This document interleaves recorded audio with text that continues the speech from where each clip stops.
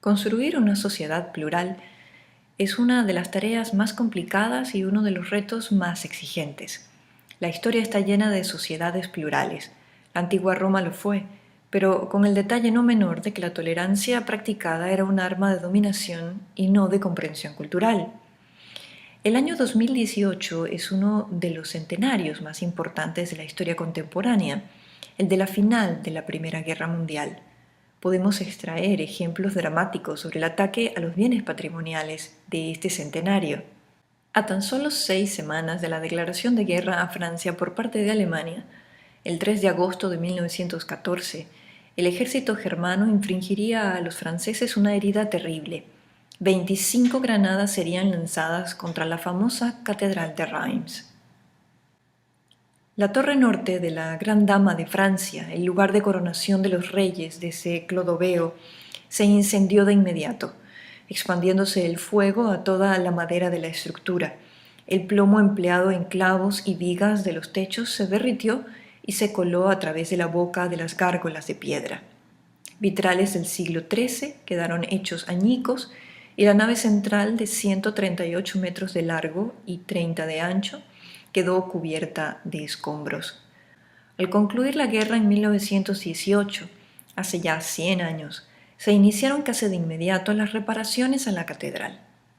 Es claro que no solo la catedral de Reims fue afectada por las acciones bélicas, pero la menciono aquí porque quiero hacer notar que para los franceses no era cualquier edificio que debía repararse. Estamos hablando del corazón de la cultura francesa medieval. Estamos hablando de un bien patrimonial de valor incalculable. La catedral de Reims era el alma de los franceses herida por la guerra. Su restauración era la restauración moral del país entero. Algo más tarde, en 1939, los franceses se movilizarán para salvaguardar lo que les era más preciado. Y no hablo de sus vidas, hablo de su patrimonio artístico. Antes de que el ejército alemán pisara suelo galo, ya se habían movilizado la Mona Lisa en una ambulancia con René Hug, director de la sección de pintura del Museo del Louvre, como su guardaespaldas personal. La Vittoria Samotracia había sido embalada cuidadosamente y removida de su lugar habitual en el mismo museo. Lo mismo la Venus de Milo, la Balsa de la Medusa de Guericó y la Libertad guiando el pueblo de Eugène Delacroix. Todas se dirigieron al castillo de Chambord, en las afueras de París. Si los alemanes bombardeaban la capital, las obras de arte estarían a salvo. Similarmente actuarían los holandeses con la Ronda Nocturna de Rembrandt y otras obras emblemáticas del Rijksmuseum que fueron trasladadas a un castillo en Medemblik, en las afueras de Ámsterdam. Ya antes, las obras maestras del Museo del Prado, incluyendo por supuesto las Meninas de Velázquez, habían sido resguardadas en Ginebra en los años de la Guerra Civil Española. Durante la Segunda Guerra Mundial, Adolfo Hitler desató sus demonios para saquear Europa entera y hacerse con los tesoros artísticos más grandes de la historia del arte occidental. La razón, muy simple. Arrebatar el patrimonio artístico de una nación equivale a destrozar su moral, volver añicos su templanza y doblegar su resistencia a la dominación. Adueñarse de sus logros intelectuales más amados será vaciarlos de sentido, lo mismo que un vampiro chupa la sangre de sus víctimas. Es sin duda admirable la historia del pueblo de Reims, que se expuso abiertamente a las bombas alemanas para recoger el plomo del techo en llamas que corría por la boca de las gárgolas.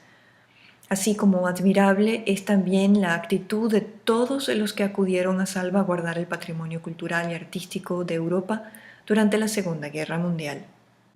Pero ¿qué pasa cuando dentro de una misma sociedad se manifiesta un amplio y abierto desencuentro acerca del valor de sus bienes patrimoniales?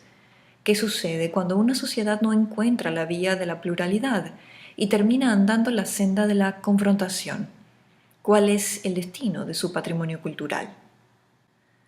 Los niños aprenden rápidamente el esfuerzo implícito en el acto de crear. Saben que hacer un dibujo o construir un castillo de arena requiere tiempo, habilidad e imaginación. Cuando alguien destruye ese castillo de arena, el dolor es intenso, inmediato, porque la destrucción causa dolor, sobre todo cuando hemos estado involucrados en la creación de lo que ha sido destruido. Vandalizar un monumento no es una acción inocua. Es mutatis mutandis similar al destruir un castillo de arena o rasgar en dos un hermoso dibujo infantil frente a su autor. En los conflictos bélicos se aprovecha cualquier oportunidad para destruir monumentos, sobre todo aquellos que reportan un profundo significado simbólico para la gente. Pero una sociedad en conflicto consigo misma puede actuar cruelmente con o sin razón contra lo que ha creado en el pasado. Pero una sociedad en conflicto consigo misma puede actuar cruelmente con o sin razón contra lo que ha creado en el pasado. Esto lo hemos visto claramente en torno a los monumentos dedicados a la Confederación Americana y sus héroes en los Estados Unidos desde hace algunos años. Desde el año 2015 se ha abierto una discusión en torno a los llamados monumentos confederados o aquellos referidos a la sección de los estados de la Unión Americana que en 1861 decidió separarse de esta, asumiendo una identidad política propia ligada, entre otras cosas, a la preservación de la esclavitud.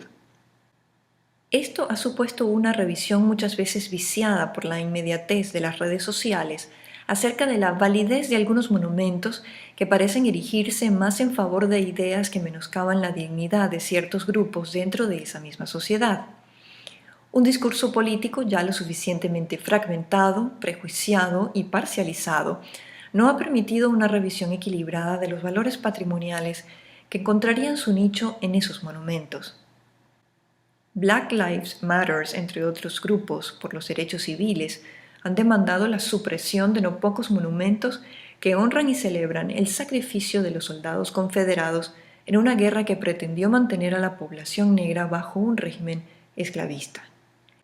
No creemos necesario ahondar en las razones de estas protestas, pero si los monumentos cuestionados se sustentan en valores referentes a la supremacía blanca, es entonces evidente la desconexión de estos con los valores que la sociedad estadounidense ha pretendido enarbolar como universales en su domo democrático, sobre todo en las últimas 2 o 3 décadas. Las acciones no se han hecho esperar, muchas veces sin meditación alguna, apremiadas por las protestas y la aplastante realidad de una creciente agitación cada vez más violenta. En algunos casos los monumentos han sido removidos de los espacios públicos y trasladados a museos, cementerios o espacios privados. Sin embargo, esto no garantiza que la movilización o la recontextualización del monumento se ha hecho a partir de un acuerdo social. Lo cierto es que las protestas también han reclamado desde la otra cara de la moneda, es decir, desde la trinchera de aquellos que consideran que estos monumentos son parte vital de su herencia patrimonial y demandan su preservación. Veámoslo así. Todo grupo social tiene, en teoría, derecho a preservar los bienes que considera patrimoniales, que están atados a su memoria histórica, aun cuando pudiera no ser mayoría. En un escenario democrático, todo grupo tiene derecho a expresarse. El problema en torno a estos monumentos es complejo, tan complejo como crear una sociedad plural basada en el respeto y la tolerancia. Cerca del 80% de los monumentos confederados existentes en los Estados Unidos hoy fueron erigidos en 2 momentos distantes del fin de la Guerra Civil en 1865. El primer momento, y el que cuenta con mayor porcentaje de monumentos, lo marcamos entre 1910 y 1930, en el cual las hijas, madres y esposas de las familias de los héroes de la Confederación motorizan un esfuerzo sin precedentes para honrar la memoria de los caídos y los veteranos de dicho conflicto. Este es un momento en el cual el llamado segundo Ku Klux Klan florecía a nivel nacional a partir de 1915, enarbolando su bandera de supremacía blanca en zonas urbanas, justo donde los monumentos tienen un mayor impacto. Esto nos trae el extraño caso de un monumento a la Confederación en la ciudad de Helena, en Montana, en 1916, cuando para la Guerra Civil Montana no existía como Estado de la Unión y por tanto era imposible que se contabilizaran bajas de parte de ningún bando en ese estado. La Confederate Memorial Fountain, es claro, tenía un propósito distinto al de honrar el sacrificio militar local. El segundo momento, entre 1945 y 1970, coincidiendo con el clímax del movimiento por los derechos civiles de la población afroamericana y el resurgir del Ku Klux Klan como contraparte. El caso curioso es un monumento a los generales confederados Robert E. Lee y Thomas Stonewall Jackson, erigido en 1948 en Baltimore. ¿Por qué colocar una estatua del general Lee en Baltimore cuando acababa de concluir la Segunda Guerra Mundial? El mensaje era claro para los veteranos afroamericanos. La Corte Suprema, que había emitido en 1944 una histórica decisión en contra de las prácticas que calificaba racistas, y el propio presidente de los Estados Unidos, Harry Truman, quien había recién firmado una orden ejecutiva en contra de la segregación en las Fuerzas Armadas. Debemos apuntar que este monumento fue removido el 16 de agosto de 2017, después de casi 2 años de deliberaciones por parte de una comisión nombrada por la alcaldesa de la ciudad, Stephanie Rawlins Blake. Eventos como los asesinatos masivos en una iglesia en Charleston en 2015 impulsaron la decisión. Sobre este asunto, algunos han indicado que remover los monumentos es cambiar la historia, mientras que otros han expresado que no es posible mantener constantes recordatorios del horror y dolorosas heridas en la cara de las víctimas. Pero preservar un monumento solo como ayuda a memoria puede terminar siendo una perversión truculenta. Preservar los letreros que segregaban abiertamente a la población afroamericana en los sanitarios, los autobuses o los restaurantes, ¿es preservar el patrimonio cultural? Un caso como este nos demuestra con claridad cómo es posible que para una sociedad los líderes del pasado no sean necesariamente los líderes del presente, al menos no en todos los casos. No obstante, establecer dónde está la fractura entre los valores del pasado y el presente no es una tarea sencilla. En este caso, desde los tiempos del final de la Guerra Civil en 1865 hasta la actualidad, el avance en el tema de los derechos civiles es muy grande, aunque parte de la sociedad aún defiende algunos valores culturales ligados al discurso confederado.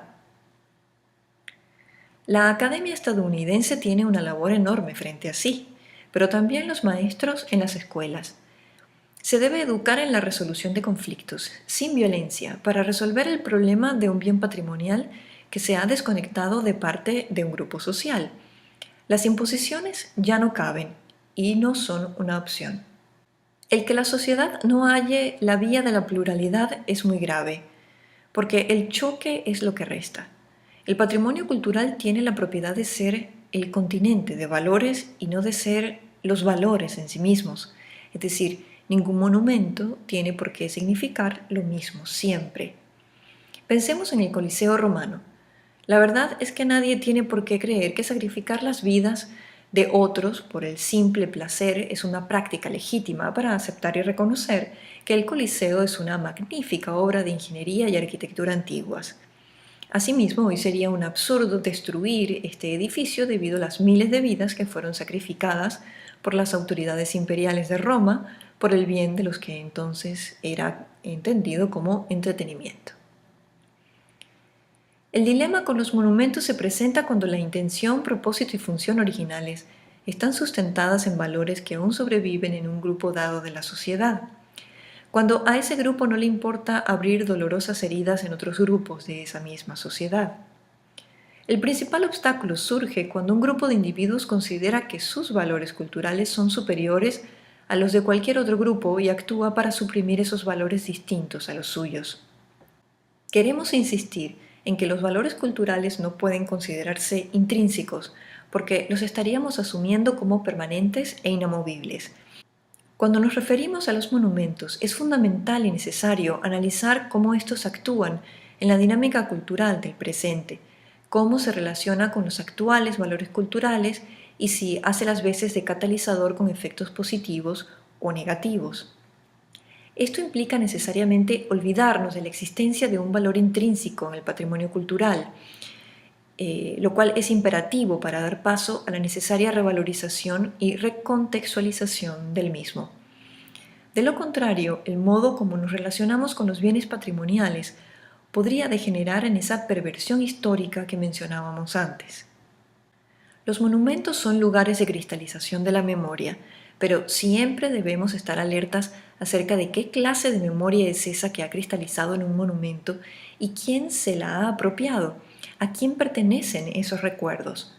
Por ello es fundamental revisar el contexto cultural del monumento, pasado y presente, y certificar que éste no se esté convirtiendo en una abominación para un grupo de la sociedad cuya memoria encarna. Ante el temor de muchos, cuando se preguntan cuánto borra de la historia destruir un monumento, se debe ser firme. La historia no es lo mismo que la memoria. Barack Obama lo ha dicho con bastante claridad. La historia no puede ser una espada para justificar la injusticia ni un escudo para impedir el progreso. Los monumentos confederados surgieron como estandartes de un grupo social que desesperadamente buscaba sostener su supremacía en tiempos en los cuales era complicado entender que una sociedad podía ser plural. Se fabricaron por centenares, a partir de los mismos moldes. Es por ello que los soldados de la Unión y de la Confederación lucen tan similares, creando incluso una iconografía del soldado en los Estados Unidos, en el norte y en el sur. Debe agregarse que la situación industrial de los Estados Unidos impulsó de algún modo la erección masiva de estos monumentos debido al abaratamiento de costos gracias a la producción masiva de los mismos. La Monumental Bronze Company, ubicada en Bridgeport, Connecticut, compañía esta que produjo estatuas de zinc masivamente tanto para confederados como para unionistas, cobraba $450 por una estatua de tamaño real y $750 por una de tamaño heroico, ofreciendo incluso ensamblarla en el lugar requerido luego de la compra por catálogo en un lapso mínimo de días. De modo que la revolución industrial que inició la Guerra Federal estimuló directa o indirectamente aquello que con anterioridad tan solo estaba al alcance de las autoridades o de grupos sociales muy reducidos: erigir un lugar para la memoria. Algunos autores advierten, no obstante, que esta producción en serie de monumentos no tenía ninguna intención ideológica ni moral, mucho menos estética. Sería entonces una oportunidad de mercado que las compañías fundidoras vieron abrirse. Si antes se producían armas, la producción de estatuas podría ayudar a redondear las ganancias en tiempos de paz. Sin embargo, esta sobrepoblación de monumentos pedestres cambiaría la faz del monumento tradicional del gran hombre a caballo. Más de 2.500 estatuas de soldados a pie fueron erigidas en los estados que habían apoyado a la Unión, mientras que unas 500 habrían sido erigidas en los llamados estados confederados. Para el segundo momento de furor de estos monumentos, las estatuas de apariencia militar en ciudades distintas eran más que comunes. Pero hoy no es posible aceptar monumentos erigidos para atentar contra la dignidad de un grupo social. Mantener un monumento a la Confederación en espacios públicos, cerca de edificios sede de instituciones públicas como alcaldías, parlamentos, tribunales, etc., es una acción de poder que, leída a través de valores culturales actuales y en el panorama de la historia contemporánea de los Estados Unidos, busca intimidar a aquellos que pudieran reclamar justicia a su propia memoria histórica. Es clave preguntarse si estos monumentos confederados pueden ser considerados patrimonio cultural, al menos de un grupo social. Sin duda están asociadas con el legado confederado cercano a las ideas de la supremacía blanca y con ello a la memoria de un grupo social que aún las considera vigentes. No obstante, es imprescindible que esa asociación simbólica sea reconsiderada por los interesados, no para borrar su memoria colectiva, sino para comprender que los temores del siglo XIX no pueden ser los temores del siglo XX, y que el enemigo de ayer es hoy su conciudadano, porque también su vida ha cambiado. La memoria no puede impedirnos vivir el presente. Esta no puede ser empleada como un extraño adminículo que mantiene tan vivo el pasado que el presente deja de existir. Esto, sin más, es una perversión de la memoria. Se pensaría que un monumento podría ayudar a sanar heridas y contribuir con la unidad en sociedades rotas, pero este no es el caso de los monumentos confederados. La esclavitud tuvo una solución política, aun a pesar de su lamentable corolario militar, pero el racismo como perversión social no ha sido erradicado. Un monumento no puede entonces ser considerado patrimonio cultural cuando se impide que los valores que encierra puedan ser recontextualizados o reinterpretados. Ante estos impedimentos, las soluciones más empleadas han sido la relocalización y el desmantelamiento de los monumentos confederados en el centro del conflicto. Al respecto, la National Trust for Historic Preservation ha indicado en un comunicado que considera que la preservación histórica requiere tomar la historia seriamente y que es una obligación ineludible el confrontar los capítulos complejos y difíciles del pasado para reconocer las muchas vías de entendimiento y caracterización en que la historia compartida sigue modelando el presente y el futuro. Sería imprescindible, pues, que se desmitologizara la historia desde todo punto de vista, confederado o no. Sin embargo, lo esencial es asumir que se está lidiando con una porción de la herencia histórica que en efecto resulta dolorosa para nuestra parte de la sociedad en el presente. Con esto en mente, es necesario buscar modos de recordar el pasado sin recrear sus efectos en el presente. Se deben abordar entonces esos capítulos polémicos del pasado con una intención arbitral que permita la expresión de diversas opiniones. Siempre debemos procurar que la discusión conduzca hacia una síntesis sana, justa, que permita que los valores culturales del presente se manifiesten en los bienes patrimoniales sin importar su antigüedad o su origen. Al fin y al cabo, de esto se trata una sociedad plural, de su capacidad para sintetizar culturalmente diversas realidades.